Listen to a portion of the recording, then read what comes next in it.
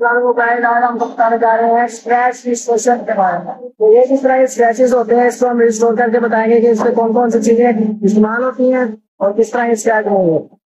तो ये है 3D1 कंपाउंडिंग। आप बेसिकली यूज कर सकते हैं, इसके अलावा और भी सब होता रहता है।